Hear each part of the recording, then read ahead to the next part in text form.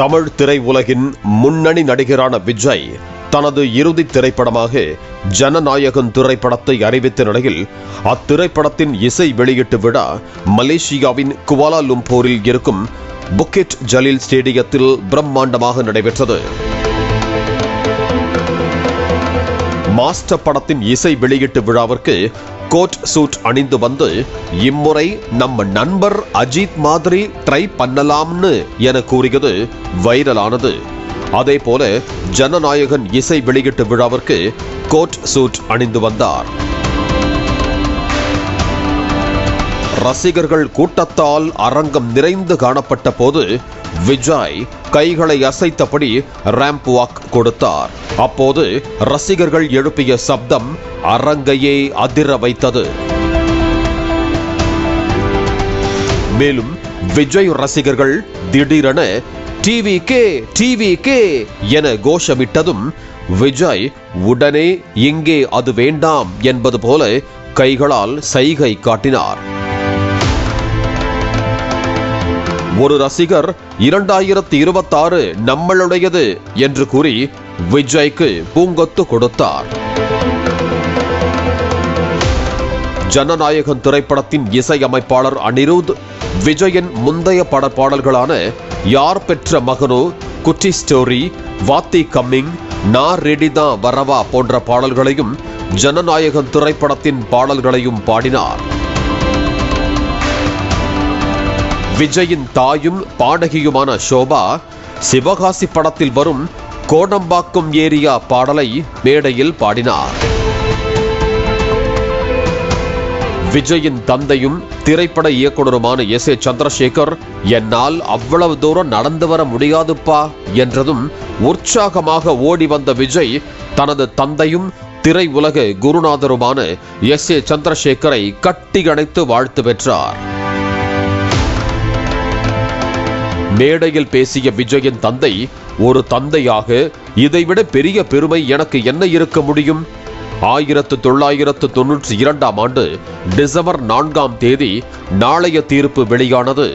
அப்போதே மகன் தலை நிமிர்ந்து நிற்பான் என்று தீர்ப்பு எழுதப்பட்டு விட்டது என தெரிவித்தார். தென்னிந்திய திரைப்பட சங்க தலைவரும் நடிகருமான நாசர் மேடையில் பேசிய போது விஜய் இதுதான் கடைசி படம் என அறிவித்துள்ளார். அதில் எனக்கு வருத்தம் உள்ளது. ஒரு தடவை முடிவு பண்ணிட்டா அது எனக்கு பிடித்த வசனம்தான். ஆனாலும் அவரது முடிவை மறுபரிசீலனை செய்ய வேண்டும் என விஜயிடம் கோரிக்கை வைத்ததும் ரசிகர்கள் ஆர்ப்பரித்தனர். படுத்த படுக்கையாக இருந்த என் மகனை எழுந்து நடக்க வைத்தது விஜய்தான் என்றும் நடிகர் சங்கத்திற்கு விஜய் 1 கோடி ரூபாய் கொடுத்ததையும் நினைவு கூர்ந்தார். விஜயை கட்டியடைத்த இயக்குனர் அட்லி எமோஷனலாக பேச ஆரம்பித்தார்.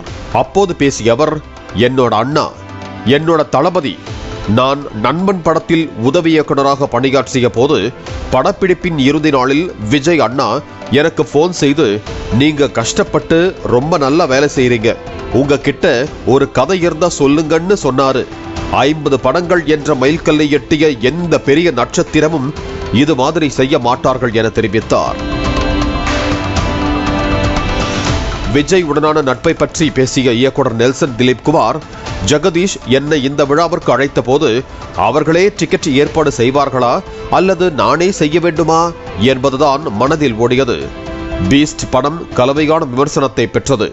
அதன் பிறகும் அவர் ஒவ்வொரு நாளும் போனில் அழைத்து பேசிக்கொண்டுதான் இருந்தார். அப்போது ஒரு முறை நான் என் மீது கோபமாக இருக்கிறீர்களா என அவரிடம் கேட்டேன். அதற்கு ஒரு படம்தான் உங்களுடனான நட்பை தீர்மானிக்கிறதா என கேட்டார். தளபதி விஜய் எனக்கு ஒரு சகோதரர் மாதிரிதான் என நெல்சன் தெரிவித்தார். இயக்குனர் லோகேஷ் கனகராஜ் பேசிய போது, தனக்கு ஜனநாயகன் படக்குழுவில் உள்ள அனைவரையும் நன்றாக தெரியும். அவர்கள் கூட பணியாற்றி இருக்கிறேன். இந்த படம் ஒரு பிளாக் பஸ்டராக மாற வாழ்த்துகிறேன். மேலும் உங்களது பெரும் கனவு நிறைவேற வாழ்த்துக்கள் என்றார். ஜனநாயகன் படத்தின் இயக்குனர் H. வினோத் மேடையில் பேசிய போது, ஜனநாயகன் படம் ரீமேக்கா இல்லை கொஞ்சம் ரீமேக்கா என அதையெல்லாம் மைண்டில் இருந்து அழித்துவிட்டு வாருங்கள். இது தளபதி படம். ஆடி பாடி கொண்டாடுவதற்கும் அமைதியாக உட்கார்ந்து யோசிப்பதற்கும் நிறைய விஷயங்கள் உள்ளன.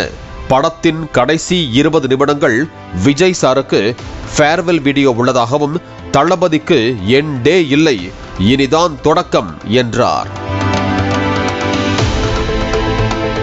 விஜய் மேடையில் பேசிய போது, திரை உலக கடலோரம் மணல் வீடு கட்டும் நம்பிக்கையில்தான் சினிமாவிற்குள் வந்தேன். ஆனால் நீங்கள் எனக்கு அரண்மனையே கொடுத்தீர்கள். ஆரம்பத்தில் இருந்தே என் கூட இருந்தது என் ரசிகர்கள் மட்டும்தான். 33 வருடங்களாக அவர்கள் என்னோடு நின்றார்கள். அடுத்த 33 வருடங்களுக்கு நான் அவர்களுடன் நிற்கப் போகிறேன் என தெரிவித்தார். தனது ரசிகர்களுக்காகவே சினிமாவில் இருந்து விலகுவதாகவும் அவர் தெரிவித்தார். மலேசியா என்றாலே நண்பர் அஜித்தின் பில்லா போன்ற படங்கள்தான் ஞாபகத்திற்கு வரும் என்று விஜய் குறிப்பிட்டார். இதனை அஜித் விஜய் ரசிகர்கள் இணையத்தில் கொண்டாடி வருகிறார்கள். குட்டி ஸ்டோரி சொன்ன விஜய், வாழ்க்கையில் வெற்றி பெற விரும்பினால் உங்களுக்கு எப்போதும் நண்பர்கள் தேவையில்லை, ஆனால் உங்களுக்கு ஒரு வலிமையான எதிரி தேவை. ஒரு வலிமையான எதிரி இருக்கும் போது மட்டுமே நீங்கள் வலிமையானவராக மாறுவீர்கள் என தெரிவித்தார். பின்னர் விஜய் மேடையில் நெஞ்சுக்குள்ள குடியிருக்கும் பாடலை பாடினார். அதனைத் தொடர்ந்து தளபதி கச்சேரி பாடலுக்கு விஜய் நடனமாட ஆரம்பித்ததும் ரசிகர்கள் ஆர்ப்பரித்தனர். இறுதியாக மேடையில் நின்று ரசிகர்களோடு செல்ஃபி வீடியோவும் எடுத்துக் கொண்டார் விஜய். பிளே ஸ்டோர் மற்றும் ஆப் ஸ்டோரில் இருந்து பாலிமர் செயலியை QR கோடு மூலம் பதிவிறக்கம் செய்யுங்கள். செய்திகளை உடனுக்குடன் பெறுங்கள்.